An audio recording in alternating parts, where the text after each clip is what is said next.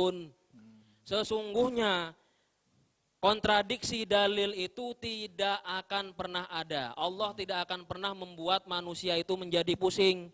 Ayat dengan ayat dibuat seolah-olah bertentangan sehingga manusia baca Quran pusing. Ini yang satu bilangnya udhkurullah, yang satu bilang jangan berzikir. Lah gimana gitu.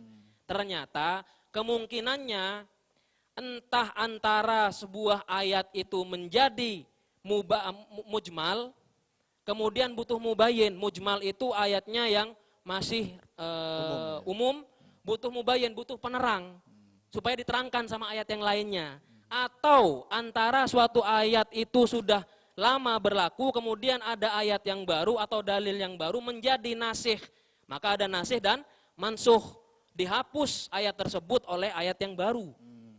Jadi nggak pernah ada kontradiksi dalam dalil itu gitu. Tapi secara lahiriah atau kelihatannya itu dalil itu kelihatan seperti bertentangan gitu saja. Lalu bagaimana metode yang digunakan para ulama kita untuk mengkompromikan dalil-dalil yang kelihatannya bertentangan gitu? Kelihatannya bertentangan ya? Ya. Ada dua metode dalam ketika kita menghadapi bagaimana jika ada dalil yang saling bertentangan.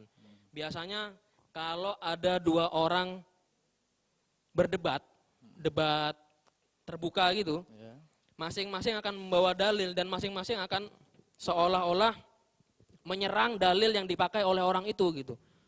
Padahal ada metode yang sudah dipatenkan oleh ulama, sudah diformulasikan oleh ulama-ulama salaf tentang bagaimana kalau seandainya ada pertentangan antara dalil. Ini diciptakan supaya apa? Supaya tidak ada orang zaman now gitu ya. Zaman sekarang, maaf. Zaman sekarang yang berdebat hanya karena masalah ini. Di antaranya metode Al-Hanafiyah dan metode Jumhur. Sebenarnya sama sih metodenya, cuman urutannya yang berbeda. Yang berbeda ya. Apa saja itu, Ustaz? Yang pertama saya mencoba mengambil dari metode Al-Hanafiyah dulu. Cuman begini, kata-kata sebentar dulu, sebelum saya masuk ke metodenya, ada beberapa syarat sesuatu dalil itu bisa dikatakan terjadi kontradiktif. Gimana? Ada syarat-syaratnya loh, Ustaz. Apa Ustaz? Syarat-syaratnya yang pertama adalah bahwasanya dalil yang bertentangan memiliki tingkat kekuatan yang sama. Baru bisa dibilang ta'arudil adillah atau dalil yang kontradiktif. Sama-sama sahih misalkan iya, gitu Ustaz ya. Sama-sama sahih atau sama-sama ayat Quran atau sama-sama hadis ahad atau sama-sama hadis mutawatir. Nah, itu mempunyai kekuatan yang sama. Nggak bisa nanti misalkan Al-Quran dihadapkan, dikalahkan, misalkan Al-Quran dihajar sama kias, Al-Quran dihajar sama al-istishab, itu nggak bisa. Nah, maka harus sama-sama kuat. Nanti kemudian yang kedua, hukum yang lahir dari kedua dalil yang saling bertentangan, yang sama-sama kuatnya tadi, itu melahirkan hukum yang berbeda. Yang satunya bilang haram, yang satu bilang halal. Yang satu bilang mubah, yang satu bilang makruh. Nah itu ya, saling bertentangan. Yang ketiga, dalil yang bertentangan tersebut memiliki sasaran objek yang sama. Jangan sampai satu dalil ngomongin khomer, satu dalil ngomongin pendidikan. Nah, udah beda itu. Sudah nggak sama. Ya kan? Kemudian yang keempat, dalil yang bertentangan memiliki kesamaan pada segi waktu munculnya. Jadi nggak bisa nanti kalau dalam Al-Qur'an dibacakan suatu ayat, kemudian datang ayat yang lain didatangkan untuk dijadikan bahan bahan debat gitu. Itu tidak bisa. Harus dilihat dulu, oh ternyata ini lebih awal, ini terakhir muncul, berarti ini nggak masuk ke dalam itu, ini masuk ke dalam nasi mansuh gitu. Ya. Ada 4 syarat saja. 5. Ada 5. Sabar, satu lagi Pak. Satu lagi. Iya. Dalil yang bertentangan memiliki kesamaan, baik dari segi materinya maupun segi sifatnya. Misalnya tingkat kejelasan makna dalil tersebut sama-sama mujmal, sama-sama dhahir, sama-sama mahkum misalkan, nah seperti itu. Contohnya apa itu, Ustaz? Mujmal, nantilah kita kasih contoh ya. Kapan-kapan kita jelaskan ya. Ini nanti kita bahas di sini. Oke, itu syarat-syarat dikatakan dalil itu bisa bertentangan. Ya. Lalu bagaimana metodenya ini, Ustaz, tadi yang belum antum sebutkan? Metodenya saya mengambil metode Al-Hanafiyah dulu. Karena lebih praktis ya, terperinci. Yang pertama harus dengan metode nasakh. Metode nasakh itu dengan cara pertama ini, yaitu mujtahid itu dapat meneliti dalil itu dari aspek waktu turunnya. Kalau diketahui metode nasakh ini, ternyata satu dalil yang disebutkan oleh Bapak misalkan, itu munculnya tahun 98, dalil yang saya sebutkan misalnya tahun 2007, maka yang dipakai adalah dalil tahun 2007. Karena kenapa? Bisa jadi yang 2007 ini menghapus, mengamandemen dalil tahun 2000 atau tahun 98. Itu yang namanya nasakh ya. Iya. Menghapus. Ya. Contohnya itu dalam Al-Baqarah ayat 180. Kutiba alaikum idza hadara ahadakumul mautu in taraka khairan alwasiyatu lil walidaini wal aqrabin. Lahir gitu ya. Kemudian itu ayat kan menyarankan ya kan kepada seseorang untuk memberikan wasiat kepada orang yang ditinggal. Ya kan? Diwajibkan atas kamu apabila seseorang di antara kamu kedatangan tanda-tanda maut, jika ia meninggalkan harta yang banyak, maka berwasiatlah untuk ibu, bapak, dan karib kerabatnya secara ma'ruf. Jadi kalau mau mati disuruh siap-siap Disuruh wasiat. siap-siap wasiat dulu. Ya. Gitu. Ayat ini. Tapi ternyata Pak, ayat wasiat ini mansuh. Mansuh dengan ayat Al-Quran. Mansuh itu dihapus. Gitu. Dihapus, iya. Masya Allah. Ya. Mansuh itu dihapus dengan ayat Al-Quran lidzakari mislu hadil unsayain. Kemudian dinasah juga, dihapus juga oleh hadis yang mutawatir, di mana dalam hal ini dikatakan sami'tu Rasulullah sallallahu alaihi wasallam yaqulu fi khutbatihi ama hajjatil wada innallaha qad a'ta likulli dhi haqqin haqqahu fala wasiyyata liwarith. Dari Abu Umamah Al-Bahili ia berkata, aku mendengar Rasulullah sallallahu alaihi wasallam bersabda ketika khutbah haji wada, sesungguhnya Allah telah memberikan hak kepada setiap orang yang berhak, maka tidak ada wasiat kepada ahli waris. Tidak ada wasiat kepada ahli waris. Berarti kalau kepada di luar ahli waris boleh. Boleh. Ini kan penekanannya seperti itu. Jadi ini dinasakh. Tadi ayat bilangnya disuruh wasiat. Wasiat kepada. Ini dalil malah melarang wasiat. Melarang wasiat kepada ahli waris. Seolah-olah bertentangan. Seolah-olah bertentangan. Tapi ternyata itu datang terakhir. Maka karena dia datang terakhir itu menjadi penghapus daripada hukum yang berlaku pada ayat tadi. Ayatnya tetap berlaku Pak. Ayatnya tetap dibaca dalam Al-Quran. Tapi gitu ya. Tapi hukumnya itu yang dihapus. Ini dengan metode nasakh namanya saja. Iya, metode nasakh. Oke. Kelihatannya bertentangan. Tapi cara memahaminya dengan metode nasakh. Iya. Ya. Itu yang pertama Ustaz ya, metode nasakh. Yang kedua apa Ustaz? Kedua, jadi urutannya kalau misalkan, ada dalil bertentangan, pakai metode nasakh, nggak ketemu. Nggak ketemu, karena kenapa? Sama waktunya berbarengan turunnya. Maka gunakan metode tarjih, ini yang lebih banyak digunakan oleh para ulama. Metode kedua ini, metode tarjih. Tarjih ini maksudnya bagaimana Ustaz? Yaitu memilih salah satu dalil atau bagaimana? Iya, karena tidak diketahui sejarah turunnya, latar belakangnya, maka dapat digunakan metode tarjih dengan meneliti mana di antara dua dalil yang bertentangan itu yang lebih kuat. Contohnya apa ini? Contohnya hadis Rasulullah Shallallahu Alaihi Wasallam an Abdurrahman bin Attab qala kana Abu Hurairah yaqulu man asbaha junuban fala shauma lahu. Abu Hurairah mengatakan barang siapa junub sampai tiba waktu subuh maka tidak ada puasa baginya. Jadi kalau Bapak berpegang kepada hadis ini, saudara-saudara yang muda-muda berpegang kepada hadis ini junub belum di waktu mandi, subuh gitu belum sempat mandi. Gitu. Belum sempat mandi, maka puasanya batal, tidak dianggap puasanya. Misalkan lagi Ramadan nih Ustaz ya. Iya, lagi Ramadan. Lagi hujan-hujan juga Ramadan. Nah, gitu. musim dingin. Malam-malam gitu. Ini pengantin baru gitu biasanya ya kan. Terus dia melakukan ya begitulah sama istrinya. Tiba-tiba ketiduran, bangun-bangun sudah subuh. Belum sempat mandi. Belum sempat mandi. Menurut hadis ini berarti puasanya tidak sah. Tidak sah. Maka junuban? Iya. Fala saumalah ya. Kemudian hadis yang bertentangan dengan apa ini? Hadis Aisyah meriwayatkan sebuah hadis an Aisyata wa umma salamata zauji an-nabi sallallahu alaihi wasallam annahu maqalata kana Rasulullah sallallahu alaihi wasallam yusbihu junuban min jima'in ghairi ihtilam fi Ramadan thumma yasum. Rasulullah itu dalam keadaan junub di subuh hari gitu ya, tanpa bermimpi, berarti melakukan hubungan suami istri. Sampai di bulan Ramadan, sampai tiba waktu subuh, kemudian Rasulullah melanjutkan puasa. Hadisnya keluarnya sama-sama di Madinah, ya kan? Hadisnya Tadi sama. bilangnya tidak sah puasanya ya, Iya. kalau bangun kesiangan karena junub. Kalau ini malah Nabi yang mempraktekkan. Nabi yang mempraktekkan. Kesiangan tapi melanjutkan puasanya. Melanjutkan puasanya. Nah, ini gimana nih? Akhirnya para ulama mentarjih Metode tarjih. menggunakan metode tarjih dengan lebih menguatkan dalil yang kedua gitu. Soalnya yang pertama kan cuman qola. Ya kan? Kalau ini fi'il. Kalau ini fi'il, nah ini Perbuatan Rasulullah. Nabi Nah SAW, iya. ya. Maka diambillah yang ini sebagai yang paling kuat. Nah, gitu ya.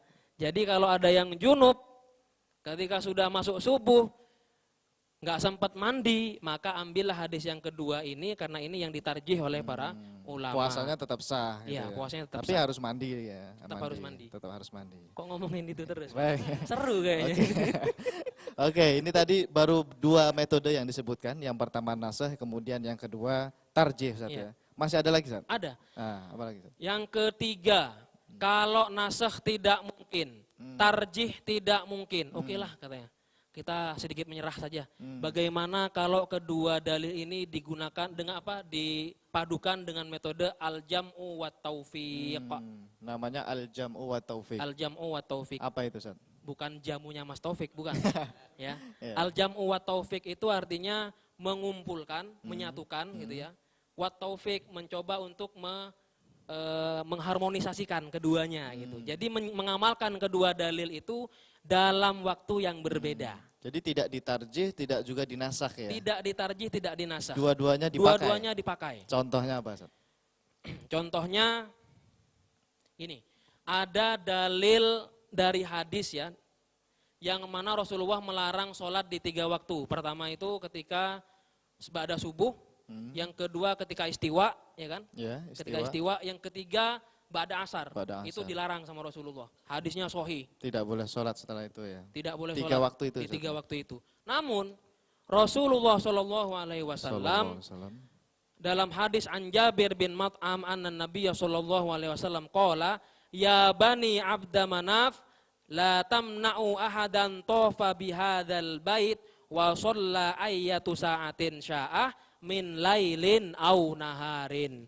Wahai penduduk Abdu Manaf, orang Mekah maksudnya, jangan kamu larang orang-orang muslim yang mau tawaf, yang mau sholat di masjid pelataran, di masjid apa sih namanya? Masjidil Haram ini, gitu di sekitar Ka'bah ini, mau kapanpun waktunya, jangan dilarang. Bebas kapan Bebas. saja. Coba lihat, ini 2 dalil yang seolah-olah kelihatannya bertentangan. Dalil yang pertama, Nabi mengkhususkan 3 waktu nggak boleh sholat. Dalil yang kedua bilang Nabi boleh sholat kapan saja. Kalau itu di Masjidil Haram.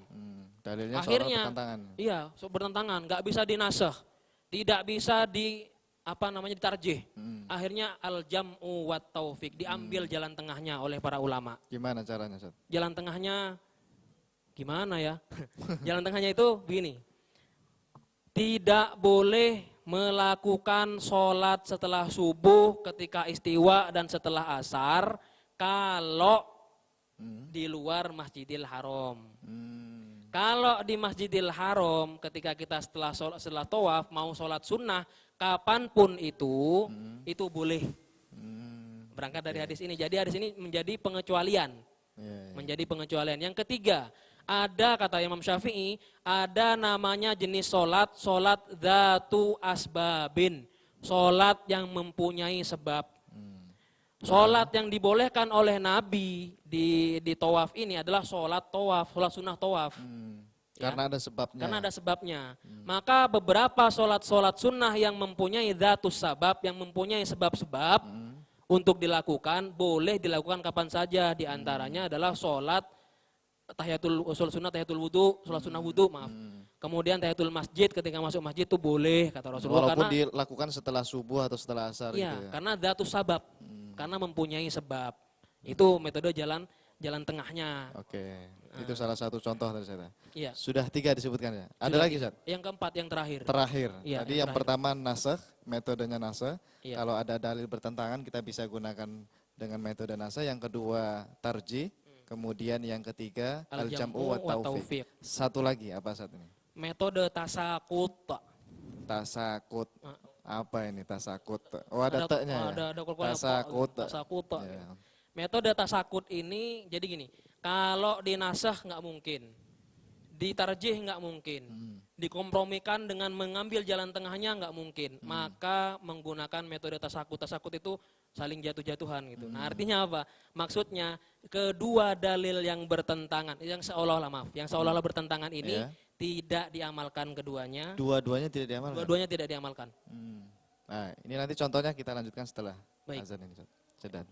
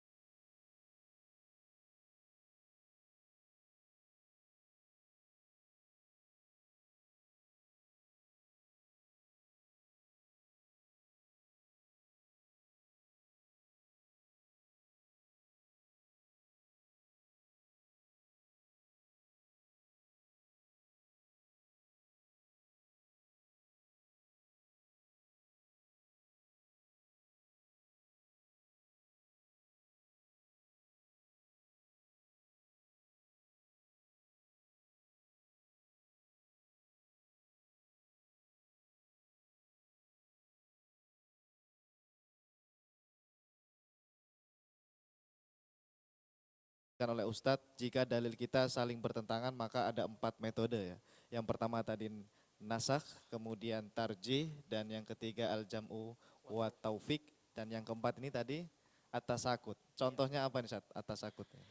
At-tasakut itu adalah meninggalkan kedua dalil yang saling bertentangan, yang sama-sama kuatnya, karena diusahakan dengan 3 metode tadi sudah nggak bisa. Sudah nggak bisa. Di nasakh nggak bisa, di tarjih nggak bisa. Maka kata para ulama, udahlah daripada debat aja ini gitu ya, tinggalkan aja. akhirnya ngambil dalil yang adna, yang lebih rendah kapasitasnya. Contohnya apa ini? Misalnya dalam surah Al-Muzammil ayat 73 ayat 20, faqra'u ma tayassara minal Qur'an. Maka bacalah apa-apa yang mudah dalam Al-Qur'an. Itu ayat yang disyariatkan ketika kita sholat. Ketika kita sholat diperintahkan untuk membaca apa-apa yang mudah dari Quran. Pokoknya baca aja gitu. Kemudian dalam surah Al-A'raf ayat 204 dikatakan wa idza quri'al Qur'anu fastami'u lahu wa ansitu la'allakum turhamun. Dan apabila dibacakan Al-Qur'an maka dengarkanlah baik-baik dan perhatikanlah dengan tenang agar kamu mendapatkan rahmat. Ini kalau dua dalil ini dilakukan dalam satu waktu, itu susah. Nggak mungkin di satu waktu kita sholat berjamaah, suruh baca faqra'u ma tayassara minal Qur'an, di sisi lain kita disuruh sambil mendengarkan imam yang membaca ayat. Yang membaca, itu akan membingungkan kita. Maka kata para ulama sudah tinggalkan dua dalil ini. Bukan berarti ayatnya ditinggalkan ya, ayatnya tetap berlaku, hukumnya. Jadi gimana caranya? Ditinggalkan kemudian mengambil hadisnya hadis ahad. Bacaannya? Bunyinya man shalla khalfal imami fa inna qira'atal imami lahu qira'ah. Barang siapa yang sholat di belakang imam, maka sesungguhnya bacaan imam itu menjadi bacaan baginya juga. Ini namanya metode tasakut. Metode tasakut dengan meninggalkan dua dalil yang bertentangan yang sama-sama kuat, kemudian mengambil dalil lain yang lebih rendah kapasitasnya gitu. Dalam hal ini kan Quran sama Quran bertentangan. Maka para ulama mengambil dalil lain dari hadis gitu ya. Lebih rendah lagi. Lebih rendah lagi, itu pun hadisnya ahad. Seperti itu. Oke, baik. Jadi kurang lebih ada 4 metode bagaimana cara kita menggunakan dalil yang seolah-olah bertentangan. Ada 4 metode tadi. Bisa dengan an-nashu, dinasah atau dihapus. Juga yang kedua bisa ditarjih ya. Kemudian yang ketiga di jama' al-jam'u wa taufik, dan yang terakhir at-tasakut. Baik, Ustaz, ini ada beberapa kasus yang sering ditanyakan oleh masyarakat kita ya. Misalkan ini saya ambil contoh mengenai hadis-hadis Nabi SAW yang berkaitan tadi dengan basmalah tadi. Ada hadis ya, riwayat dari Imam Daruqutni dan hadisnya sahih bahwa Nabi SAW itu pernah bersabda, sesungguhnya basmalah itu termasuk salah satu ayat dari Al-Fatihah. Faqra'uha gitu ya. Maka bacalah, fa innaha ihda ayatiha. Maka bacalah basmalah itu karena dia termasuk salah satu dari ayat Fatihah. Tapi di hadis yang lain, riwayat Imam Bukhari dan Muslim, hadisnya juga sahih bahwa ada sahabat shallaitu khalfa Rasulillah. Saya sholat di belakang Rasul, wa Abi Bakar wa Umar wa Utsman wa Ali, dan di belakang para sahabat 4 itu. Mereka itu tidak membaca basmalah ketika membaca Al-Fatihah. Langsung memulai bilhamdulillahirabbil alamin. Yang satu tadi suruh baca basmalah, yang ini malah hadisnya menyebutkan tidak baca basmalah. Ini bagaimana metodenya? Yang digunakan bagaimana para ulama kita untuk menyimpulkannya? Dari 4 mazhab mungkin saja. Yang seru itu adalah siapa yang meriwayatkan hadis. Dua hadis yang seolah bertentangan tentang masalah basmalah ini ternyata adalah dua sahabat Rasulullah yang dekat sekali sama Rasulullah. Yang satu Anas bin Malik, pembantunya Rasulullah. Anas bin Malik. Yang meriwayatkan bahwasanya aku sholat di belakang Rasulullah, Abu Bakar, Umar, Utsman, Ali, radhiyallahu anhum, mereka semuanya tidak membaca basmalah, langsung alhamdulillah. Langsung, hadisnya sahih. Hadisnya sahih Bukhari Muslim. Yang hadis diriwayatkan Daruqutni itu dikatakan oleh Abu Hurairah. Abu Hurairah ini pendampingnya Nabi kemana Nabi berada, sahabat Nabi juga, dekat juga gitu. Nah, uniknya kok bisa 2 sahabat, ada 3 sahabat sebenarnya yang banyak meriwayatkan hadis itu. Ada Anas bin Malik, ada Abu Hurairah, ada Ibnu Abbas. Nah, ini yang Abu Hurairah sampai bilang, wallahi katanya, saya ini orang yang paling mirip sholatnya sama Rasulullah katanya. Sampai dia bersumpah ya? Sampai dia bersumpah. Wallahi, saya adalah orang yang paling mirip sholatnya sama Rasulullah dan saya baca basmalah. Bismillahnya jahar. Bismillahnya jahar. Dan saya adalah yang mirip salahnya Rasul karena Abu Hurairah membaca basmalah dengan jahar. Hadisnya sahih juga. Hadisnya sahih. Nah, ini seolah-olah bertentangan ini ya. Gimana nih cara menjamaknya ini bagaimana ini? Menjamaknya itu begini. Ternyata para ulama pun cara metode ta'arudnya itu berbeda-beda. Dari empat yang tadi beda-beda. Ulama Syafi'iyah, madhab Syafi'iyah menggunakan metode tarjih. Dengan lebih menggunakan hadisnya Abu Hurairah. Bahwasanya Rasulullah membaca basmalah dan Abu Hurairah membaca basmalah. Tapi kan yang Bukhari Muslim juga sahih satu. Iya, juga sahih. Maka ini yang diambil oleh Malikiyah. Malikiyah menggunakan metode tarjih juga. Tarjih juga. Tapi tarjihnya via ala siapa? Ala hadis yang diriwayatkan oleh Anas bin Malik yang mengatakan Rasulullah, Abu Bakar, Umar, Utsman, Ali radhiyallahu anhum tidak membaca basmalah. Berbeda dengan Hanafi dan Hambali. Hanafi dan Hambali itu menggunakan metode al-jam'u wa taufiq. Al-jam'u wa taufiq. Gimana itu caranya? Dalam metode al-jam'u wa taufiq itu ternyata tidak hanya kita mengambil bagaimana mengkompromikan. Tapi menggabungkan dua dalil yang seolah bertentangan menjadi satu kesimpulan yang sebenarnya nggak tercantum di sana. Maka madhab Hanafi dan Hambali membaca basmalah itu dengan sir. Beda ya. Kalau Syafi'i membaca basmalah, Maliki tidak baca basmalah langsung Alhamdulillahirabbil alamin. Kalau tarjih ya, tarjih tadi. Karena pakai metode tarjih. Hanafi dan Hambali ngambil jalan tengahnya. Gimana? Basmalahnya dibaca tapi sir, tapi rendah. Jadi dua dalil itu dipakai. Dua dalil itu dipakai. Okay. Jadi gimana kalau Hambali Bismillahirrahmanirrahim. Atau kalau Hanafi Bismillahirrahmanirrahim. Alhamdulillahirabbil alamin gitu. Baru dikeraskan. Nah, baru dikeraskan itu. Itu cara memahami dalil yang seolah-olah bertentangan tadi ya. Iya. Sama-sama sahih hadisnya. Sama-sama sahih. Oke. Ada lagi contoh lain ya misalkan ini nambah nih soalnya nih. Ya, satu lagi ya. Kalau nambah biasanya karetnya dua. Masalah wudu nih, Ustaz. Iya. Ada hadis sahih riwayat Imam Bukhari dan Muslim itu menyebutkan bahwa Nabi SAW pernah sholat ya. Pernah sholat kakinya Aisyah itu istri beliau itu menghalangi tempat sujud beliau. Maka yang beliau lakukan adalah menggeser kakinya Aisyah. Tentu ini menyentuh gitu, Ustaz. Dan Rasul tidak membatalkan sholatnya. Langsung saja terus melanjutkan sholatnya. Berarti kan tidak batal bersentuhan. Iya. Ada juga hadis Nabi SAW pernah mencium istrinya, kemudian keluar langsung sholat tidak wudhu lagi. Iya. Riwayat Tirmidzi. Tapi ada hadis juga, riwayat dari Imam Malik di dalam Al-Muwatta mengatakan bahwa Ibnu Umar itu mengatakan barang siapa yang mencium istrinya atau menyentuh wanita lain, fa'alaihil wudhu, maka tidaklah wudhu lagi gitu. Ini bagaimana cara menyimpulkan hadis yang seolah bertentangan ini? Sebenarnya ini tidak masuk kepada at-ta'arud. Ini masuk kepada perbedaan dalam memahami. Dalam memahami nas ataupun memahami dalil. Sebenarnya dalil yang dipakai tidak hanya hadis tadi. Dalil yang dipakai adalah kata aula mastumun nisaah dalam berangkat dari ayat Al-Qur'an. Berangkat dari ayat Al-Qur'an. Aula mastumun nisaah, ya kan? Kalau kamu hai laki-laki menyentuh istri-istrimu, menyentuh perempuan-perempuan, maka berwuduklah, atau kalau enggak nemu air, maka tayamumlah. Kata lamastum itu mempunyai makna yang berbeda di antara para ulama. Madhab Hanafiyah mengatakan bahwasanya sentuhannya itu adalah sentuhan kalau hubungan. Jima. Kalau Malikiyah dan Hanabilah kalau sentuhannya itu menggunakan nafsu. Kalau Syafi'iyah mutlak, mau sentuhan sengaja enggak sengaja, nafsu enggak nafsu, mutlak itu batal wuduknya. Nyetrum enggak nyetrum batal.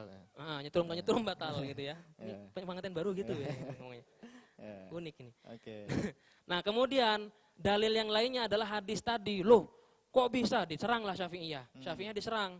Loh, bukannya ada hadis katanya yang mengatakan bahwasanya Rasulullah itu pernah mencium istrinya ketika mau sholat, langsung sholat. Di hadis yang lain Rasulullah dalam riwayat yang lain itu mindahin kaki istrinya gitu ya. Dalam sholat malamnya. Aisyah waktu itu ya. Iya, Aisyah dipindahin kakinya ketika mau digeser, sujud, digeser. Bukan gitu. ditendang Ustaz ya? Enggak ditendang. Digeser. Kalau di pondok ditendang.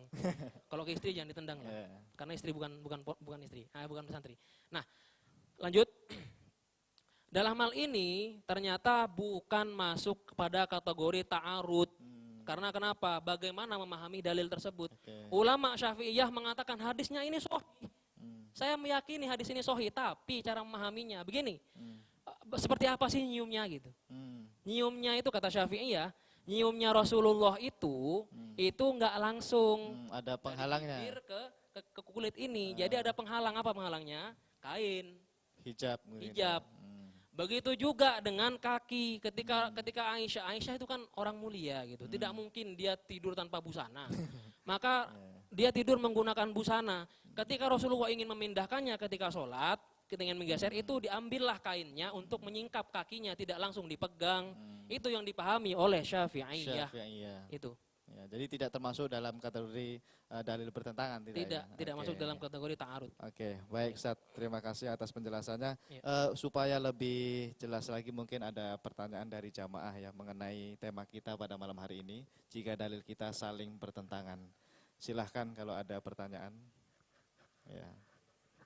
Ya, silahkan.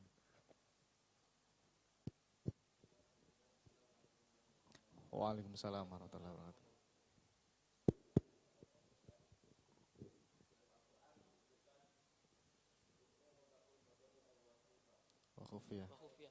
Wakuf ya.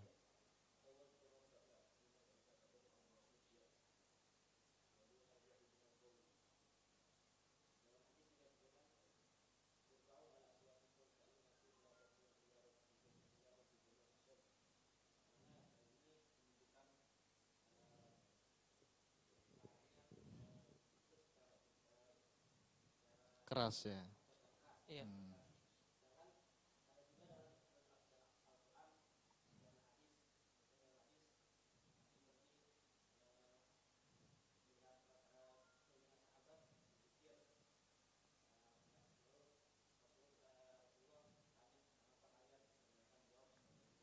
Ya.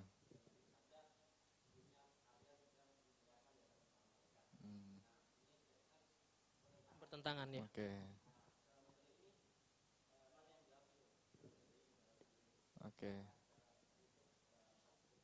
Ayatnya tadi menganjurkan kalau berdoa itu rendahkan suaranya, tapi di hadis yang lain disebutkan malah dikeraskan. Ini bagaimana, Ustaz?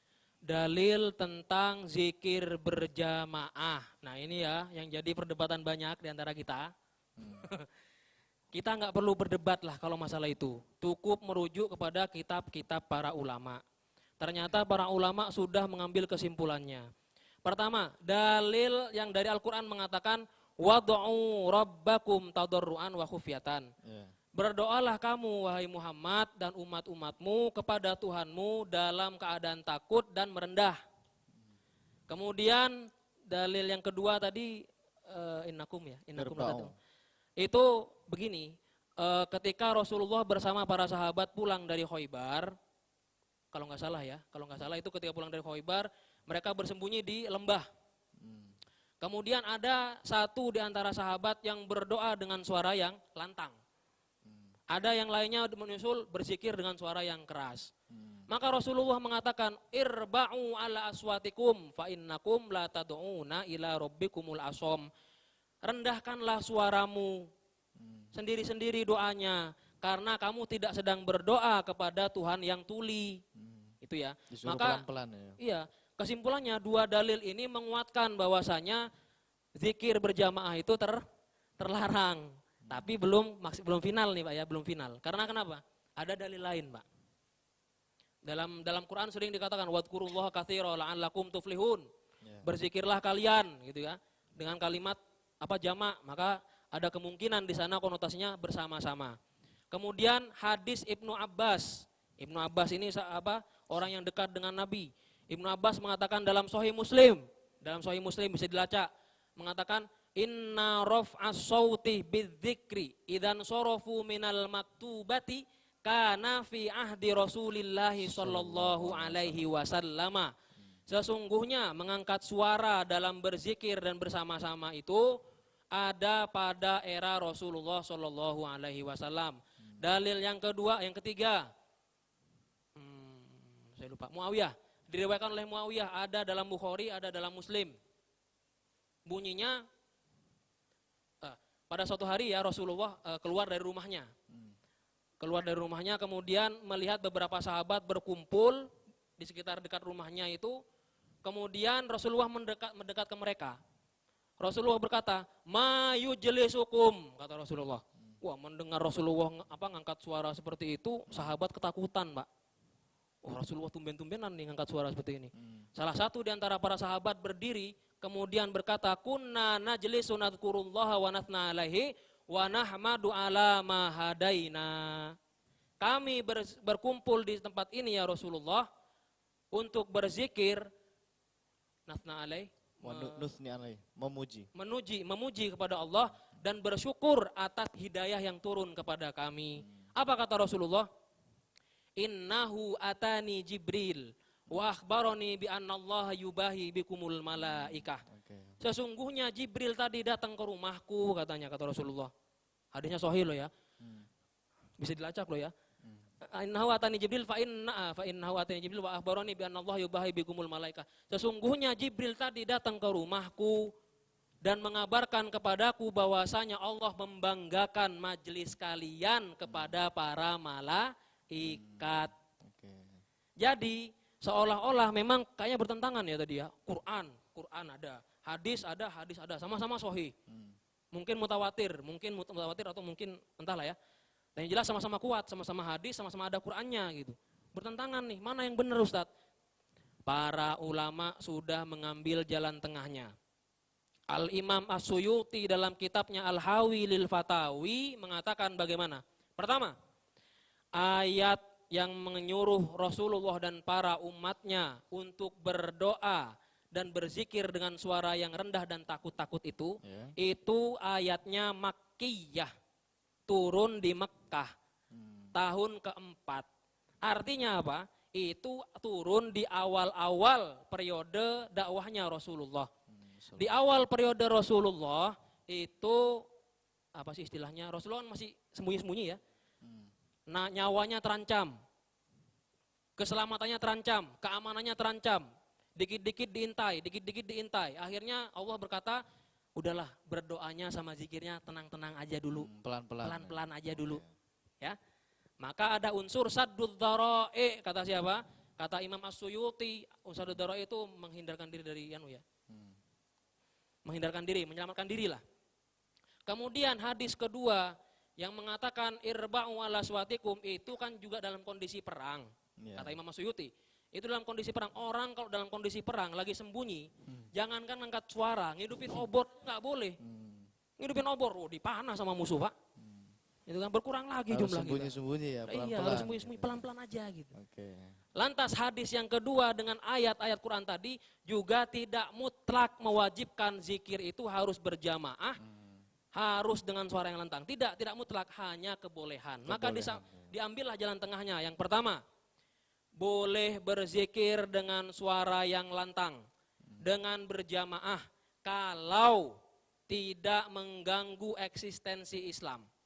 Artinya, kalau bapak-bapak berada di negara yang muslim di sana menjadi minoritas, yang eksistensinya terancam, yang nyawanya terancam, kalau melakukan ritual ibadah, maka jangan beribadah berjamaah, diam-diam aja.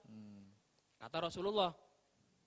Kata para ulama mengambil kesimpulannya. Yang kedua, boleh berdoa untuk berjamaah dengan suara yang keras kalau maslahatnya untuk maslahat jamaah.